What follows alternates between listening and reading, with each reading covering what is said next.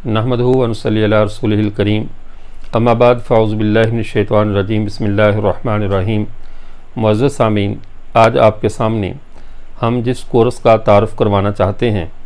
उसका नाम है अत-तख़स्सुस फ़ी उलूम ख़त्मिन नबुव्वत। ये फ़ारिग़ुत तहसील उलमा इकराम के लिए मुरतब किया गया ऐसा निसाब है जिस निसाब के साथ कोई भी फ़ारिग़ुत तहसील आलिम अपनी इस्तेदाद को न सिर्फ बेहतर बल्कि बेहतरीन करके दीन इस्लाम की कमाह कोहू खिदमत कर सकता है। इस कोर्स में हमने उसूल तफसीर से लेकर उसूल हदीस तक, बिलखुसूस उसूल हदीस पे और फिर उसूल मुनाजरा, उसूल फ़िक़्ह और उन तमाम बुनियादी ज़रूरियात को जिनकी दोहराए जाने की ज़रूरत होती है और इंसान फ़ारिग होने के बाद कोई भी आलिम दीन इसकी तशनगी महसूस करता है,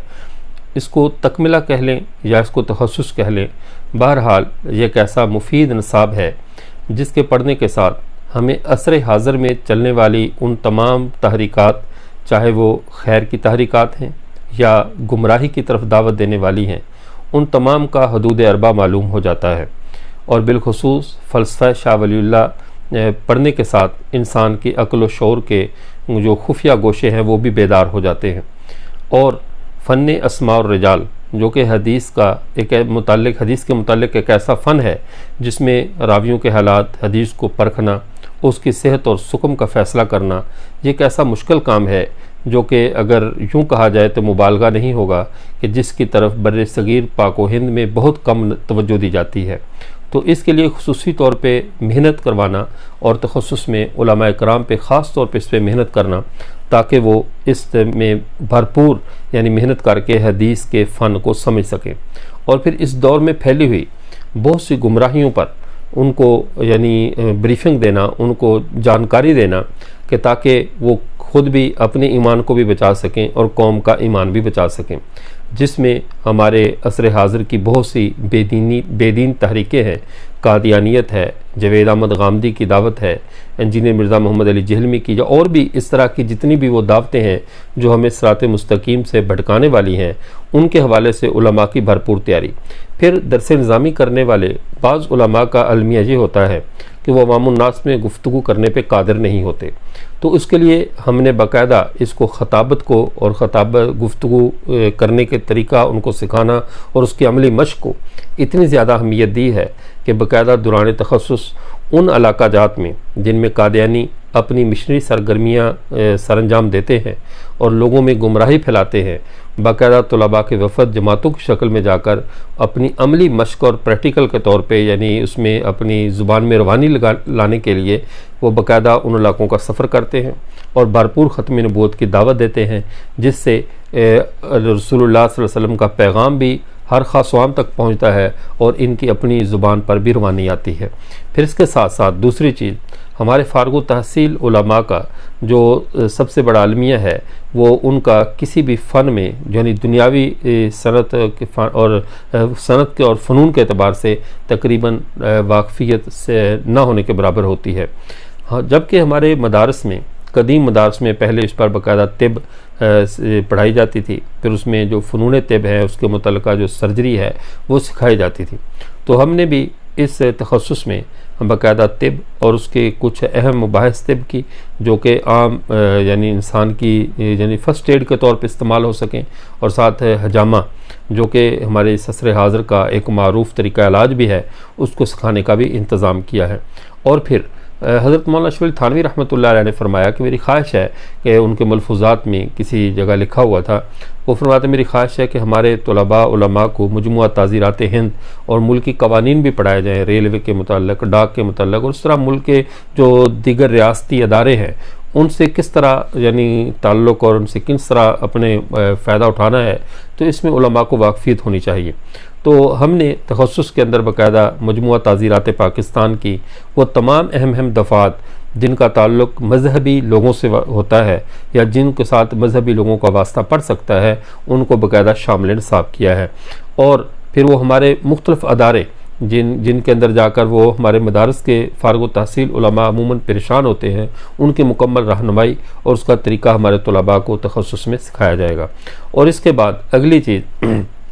जो उससे भी ज़्यादा अहम है कि हमारे तलबा को मुस्तकबिल के लिए बेहतरीन राह दिखाना कि वो किस शोबे में काम करें। और इंसान की सबसे बड़ी खुशबख्ती ये होती है, मुख्तार मसूद साहब जिन्होंने की मुख्तलिफ अदबियात पे कुतब भी हैं, लोहे अयाम है, सफ़र नसीब है, इसी तरह उनकी और कुतब भी हैं। उन्होंने एक बहुत उम्दा बात लिखी। वो कहने लगे कि अपनी किताब गालिबन उनकी सफ़र नसीब किताब है, उसके अंदर उन्होंने ये बात लिखी। वो कहने लगे कि इंसान की ख्वाहिश कल्बी और फ़र्ज़ मनसबी जब ये दो चीज़ें मिल जाती हैं तो इंसान की खुशबख्ती का आगाज़ होता है। हमारे फ़ारुक़ तहसील उलमा की ख्वाहिश कल्बी कोई और काम करने की होती है, वो दावत का काम करना चाहते हैं, लेकिन तबलीग अपना दावत की बजाय वो तदरीस के शोबे से मुंसलिक हो जाते हैं। वो तदरीस का काम करना चाहते हैं, सियासत के शोबे से मुंसलिक हो जाते हैं। सियासत का काम करना चाहते हैं किसी और शोबे। तो जिस तालिब इल्म में जो सलाहियतें हैं, वो जिस शोबे का आदमी है उसमें उसी शोबे की सलाहियतें पैदा करके उसको उसी शोबे में आगे बढ़ाना, ये इस तखस्सुस की एक इम्तियाज़ी खुसूसियत होगी कि जिस तालिब इल्म में जो सलाहियत देखी जाएगी उसमें उसी तर्ज की उसकी तैयारी करवा के उसको उसी मैदान में उतारा जाएगा, उसी फील्ड में।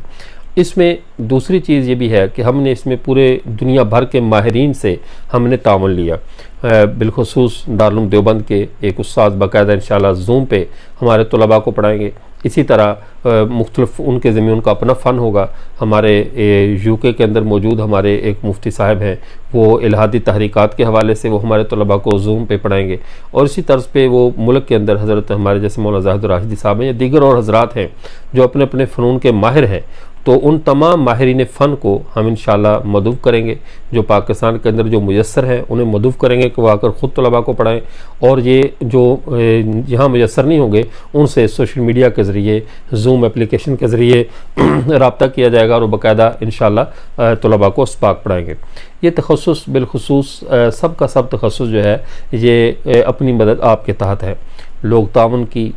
यानी ख्वाहिश का इजहार कर रहे हैं कि किसी एक आलिम का ज़िम्मेदारी उठा लें, कोई हर्ज वाली बात नहीं है, वो ज़िम्मेदारी उठा सकते हैं चूँकि यह ख़त्म नबूवत का काम है। लेकिन हमने इसको अपने दिमाग पर सवार नहीं किया, चूँकि अब वसाइल को जमा करना, वसाइल को जमा करके फिर उनका हिसाब रखना, फिर उस पर ख़र्च करना और उसमें से इन चक्रों में पड़ने के साथ एक काफ़ी सारी सलाहियतें इससे इंसान की मुतासर हो जाती हैं। तो इसलिए ज़रूरी है कि ये काम तलबा का तलबा पर ही छोड़ा जाए। जैसे तबलीगी जमात के साथ जाते हैं, अपनी जेब से खर्च करते हैं और दीगर अमूर में ख़ुद खर्च करते हैं, तो उलमा इकराम ख़ुद अपनी जेब से, और ये खर्च भी जनाब रसूल करीम सल्लल्लाहु अलैहि वसल्लम की इज़्ज़त व नामूस के लिए करना है, तो अपनी जेब से ख़ुद खर्च करें, अपना इंतज़ाम ख़ुद करें और सिर्फ़ हम इसी काम में मशगूल हों कि इनके वक़्त को किस तरह कीमती बनाना है। इनकी तालीम के एतबार से, तरबियत के एतबार से, इनमें सलाहियत और इस्तेदाद के पैदा करने के एतबार से, तो इनके वक़्त को हम किस तरह कीमती बनाएं, हमारी सिर्फ यही ज़िम्मेदारी होगी। बकिया तमाम ज़िम्मेदारियाँ तलबा ख़ुद उठाएँगे।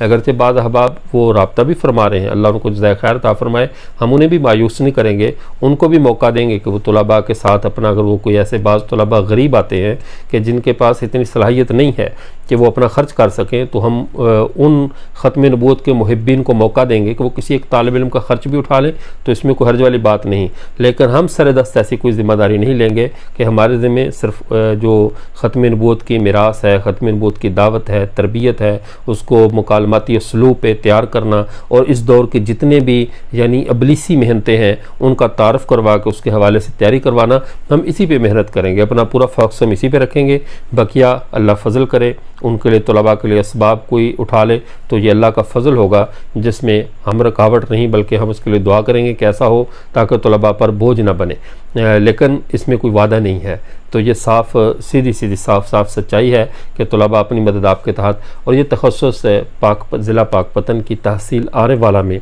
ये इंशाअल्लाह मुनक़िद होगा। तो आप को अगर अल्लाह ताला तौफ़ीक दे हमारे उलमा इकराम को वो इसमें शिरकत करना चाहें तो आरे वाला में तशरीफ़ लाएँ और हमारा यहाँ पे वो वीडियो के साथ फ़ोन नंबर जो बताया जा रहा है इसके अंदर जो है ना वो इस पर रब्ता कर लें। हाँ, अलबत्ता ये है कि जो तलबा 20 मई तक तशरीफ़ ले आएंगे तो पहले तशरीफ़ लाने वाले 15 तलबा इकराम के लिए जो हमारे निसाब में पढ़ाई जाने वाली कुतब हैं तकरीबन वो